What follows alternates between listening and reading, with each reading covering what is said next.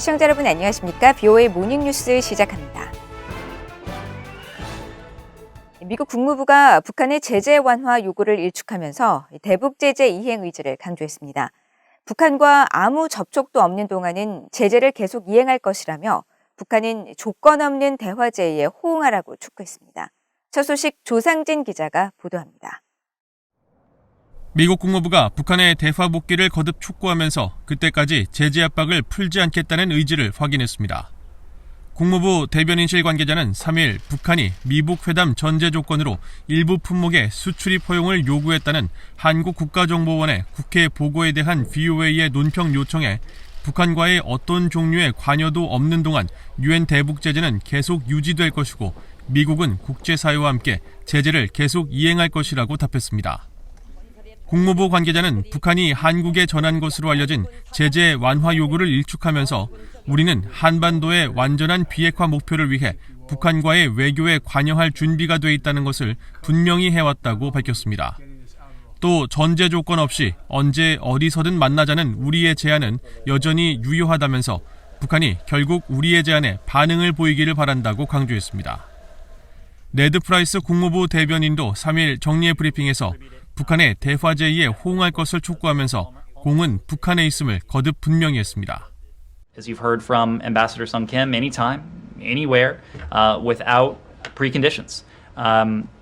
It's up to the DPRK to respond positively to that outreach. 앞서 한국 국회 정보위원회 제1야당 국민의힘 간사 하태경 의원은 박지원 한국 국정원장이 3일 국회 정보위원회 현안 보고에서 미국이 대북 경제 제재 일부를 조정하거나 유예해서 북한의 의구심과 불신을 해소해줘야 대화로 유인이 가능할 것이라고 말했다고 밝혔습니다. 특히 박 원장은 북한이 미북 회담 전제 조건으로 미국이 해제하기를 바라는 대북 제재로 광물 수출과 정제유 수입, 생필품 수입 허용 등 3가지라고 말했다고 밝혔습니다.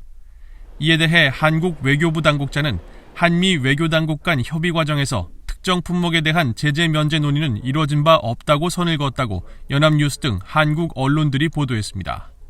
BOA 뉴스 조상진입니다. 북한이 아프리카 베냉에 동상을 건설 중인 것으로 알려진 것과 관련해 유엔 주재 미국 대표부가 유엔 전문가 패널의 조사를 촉구했습니다. 유엔 안보리 대북제재위원회 전문가 패널은 이 같은 행위가 북한의 핵 미사일 개발 시험에 따라 채택된 안보리의 대북 결의 위반이라는 사실을 분명히 했습니다. 함지하 기자가 보도합니다. 유엔 주재 미국 대표부는 최근 BOA 보도를 통해 드러난 북한의 해외 동상 건립 활동에 대해 우려의 입장을 나타냈습니다. 유엔 주재 미국 대표부 대변인실 관계자는 BOA에 우리는 이들 보도 내용에 대해 우려하고 있고 보도된 모든 유엔 안보리 결의 위반 사항들을 심각하게 받아들인다고 밝혔습니다. 이어 지난 2016년 유엔 안보리는 북한이 불법적인 핵과 탄도미사일 프로그램을 전용할 것을 우려해 이런 종류의 동상 판매를 금지했다고 지적하면서 유엔 북한 전문가 패널이 이런 보도에 나온 배냉 상황을 조사하고 안보리 대북제재위원회가 적절한 대응을 결정하는 데 도움을 줄 것을 권장한다고 강조했습니다. 또 모든 유엔 회원국들에게 북한에 대한 유엔 안보리 결의를 완전히 이행할 의무가 있음을 계속 상기시킨다고 이 관계자는 설명했습니다. 유엔 안보리 대북제재위원회의 전문가 패널도 북한의 배냉 동상 건설과 관련한 BOA 보도에 대해 북한의 활동이 유엔 안보리 대북 결의 위반이라고 확인했습니다. 에릭 펜튼보크 전문가 패널 조정관은 BOA에 전문가 패널의 이전 보고서들의 동상 건립 프로젝트에 여러 사례가 나와 있다면서 특히 만수대 해외 프로젝트 그룹 활동과 이런 활동을 감추기 위해 설립된 여러 위장회사 관련 내용들도 보고서에 명시돼 있다고 지적했습니다. 그러면서 이 같은 동상 건립 프로젝트는 유엔 회원국들이 완전하게 이행할 책임이 있는 여러 유엔 결의에 전적으로 위배된다고 강조했습니다. 앞서 BOA는 유엔 대북제재 대상인 만수대 해외 프로젝트 그룹의 위장회사가 아프리카 베냉 최대 도시인 코토누에 높이 30m의 동상을 건립 중이란 사실을 보도하고 이후 해당 동상의 도면을 입수해 공개한 바 있습니다.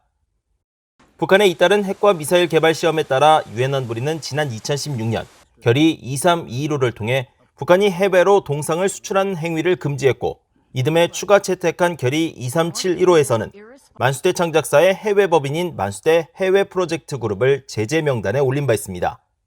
또 유엔 회원국들이 북한 정권과 어떤 종류의 사업도 하지 못하도록 했으며 2019년 12월을 기준으로 모든 북한 노동자들을 본국으로 돌려보내도록 했습니다.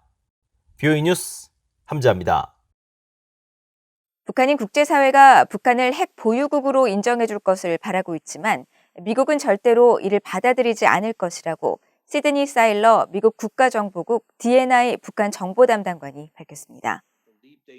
사일러 담당관인 3일 일간지 워싱턴 타임스가 주최한 바이든 행정부의 북핵 대응 전략 관련 화상회의에 참석해 북한을 핵 보유국으로 인정한다면 이는 동맹인 한국을 저버리는 것이고 미국의 핵 비확산 정책을 포기한다는 선언이 될 것이라면서 이같이 밝혔습니다. 그러면서 북한의 비핵화는 필수적이라고 거듭 강조하고 과거 미북 비핵화 협상에서 미국이 관계 개선과 체제 보장 등 수많은 유인책을 제시했지만 북한이 이를 허비해버렸으며 특히 지난 2019년 하노이 2차 미북 정상회담 합의 결렬은 북한이 비핵화 의지가 없음을 보여준 대표적 예라고 평가했습니다. 사일러 담당관은 또 외부의 정보가 북한과 자유를 열망하는 북한 주민들에게 유입될 때 경제적, 정치적인 변화를 요구하는 바람이 체제에 대한 도전으로 달아오르는 시점에 다다를 수 있을 것이라면서 북한 내부로의 정보 유입이 북한 변화의 주요 변수가 될 수 있다고 강조했습니다. 그동안 북한의 미사일 위협에 초점을 두었던 괌 기지의 미사일 방어 태세에 중국 위협을 포함시켜야 한다고 미국의 전직 인도태평양 사령부 고위관리가 밝혔습니다. 김동현 기자가 취재했습니다.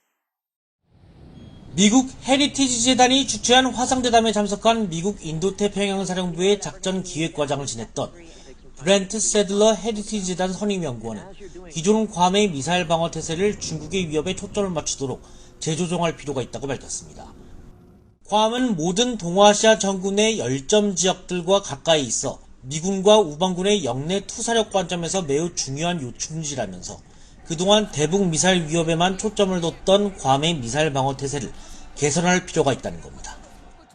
Sits right about a little under 3,000 miles from all of the hot spots in the East Asian theater. Another part of that's important to reiterate about Guam is it is also close enough to a lot of our partners in the region, like Singapore, South Korea, Japan, and Malaysia, that also visit with their military forces as well as conduct operations and exercises with our forces there.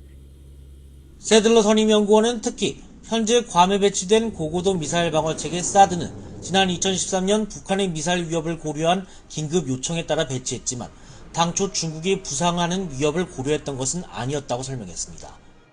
그러면서 추가적으로 이지스 어쇼호 등의 방어 체계 배치가 요구되지만 실전 배치까지 3년 정도 소요된다는 점을 감안하면 단기적인 중국의 위협을 억제하기에는 충분하지 않다고 말했습니다.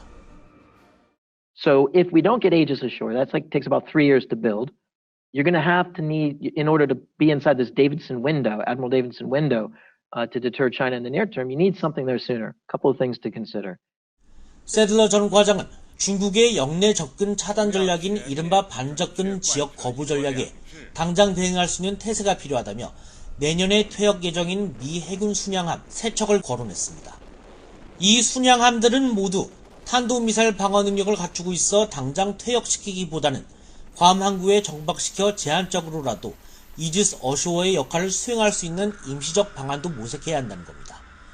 세들러 전 국장은 이어 북한의 미사일 위협을 염두에 두고 배치한 사드가 중국 위협에 대응하지 못하느냐는 사회자의 질문에는 유사시 중국은 탄도미사일뿐 아니라 순항미사일 등 여러 수단을 통해 괌의 운용을 무력화시키려 할 것이라면서 사드 역할은 여전히 필요하지만 특히 중국의 순항미사일의 경우 패트리어트나 사드가 적절한 해답이 될 수는 없으며 육군의 대로켓, 곡사포, 박격포 요격체계, CLM 전개도 반드시 필요하다고 답했습니다. 그러면서 사드의 경우 향후 실전 배치할 이지스 어쇼어와 완벽한 상호 운용 통합에 성공할 수 있을지, 또 미군 항공 전력의 경우 영내 해군의 미사일 방어 자산과 성공적으로 통합시킬 수 있을지 여부가 방어 역량 개선의 핵심 관건이라고 강조했습니다. VOA 뉴스 김동현입니다. 이달로 예정된 미한 연합훈련의 시행 여부와 규모가 아직 결정되지 않은 가운데 미국과 일본, 영국, 호주군이 참여하는 실기동 훈련이 한반도 인근 일본 해역에서 시작됐다고 일본 정부가 밝혔습니다. 기시노부 일본 방위상은 3일 정례브리핑에서 미국 주관으로 일본과 영국, 호주가 2일부터 오는 27일까지 펼쳐지는 대규모 광역훈련 LSG-21에 참여했으며 8월 하순쯤 일본 남방해역에서 영국 항공모함 퀸 엘리자베스호와 함께 해상 공중작전을 진행할 예정이라고 설명했습니다. 미국 인도태평양 사령부도 지난 2일 훈련 시작에 앞서 미국 육해 공군과 해병대, 영국 육군, 호주 방위군, 일본 자위대 병력이 참여하는 실기동 훈련을 통해 영내 위협을 억제하고 동맹 간 상호 운용성과 이해를 높이는 데 주력할 예정이라고 밝혔습니다. 이런 가운데 북한 외무성은 3일 영국의 퀸 엘리자베스 항모 등을 포함한 이번 훈련은 북한에 대한 일종의 도발이라면서 가뜩이나 예민한 지역 정세를 긴장시키는 결과만 초래할 것이라고 주장했습니다. 한국 정보당국이 공공부문에 대한 사이버 위기 경보를 관심으로 한 단계 격상한 가운데 북한 해킹 조직이 악성 전자문서를 활용해 새로운 해킹 공격에 나선 정황이 포착됐습니다. 한국의 사이버 보안 업체인 이스트 시큐리티는 3일 보고서를 통해 북한 정권의 후원을 받는 것으로 알려진 해킹 조직 탈륨이 최근 PDF 전자문서 양식의 취약점을 노린 해킹 공격을 감행한 것으로 파악됐다고 밝혔습니다. 보고서는 또 새롭게 발견된 PDF 파일 취약점 공격이 지난 5월부터 현재까지 한국의 외교, 안보, 국방, 통일 분야 전현직 종사자 등을 대상으로 광범위하게 사용됐으며 이들이 주로 워드 문서의 매크로 기능을 악용한 감염 기법을 사용하다가 최근 PDF의 취약점을 이용한 방식으로 변화를 시도한 것으로 파악된다고 설명했습니다. 이스트 시큐리티 측은 탈륨이 최근까지 한국 내 장차관급 고위직 한국 정부 인사들을 상대로 지속적인 해킹 시도를 수행하고 있는 정황도 포착하고 있다면서 PDF 취약점 공격이 은밀하게 수행되는 만큼 각별한 주의가 필요하다고 강조했습니다. 이상으로 BOA 모닝뉴스를 모두 마칩니다. 시청해주신 여러분 고맙습니다.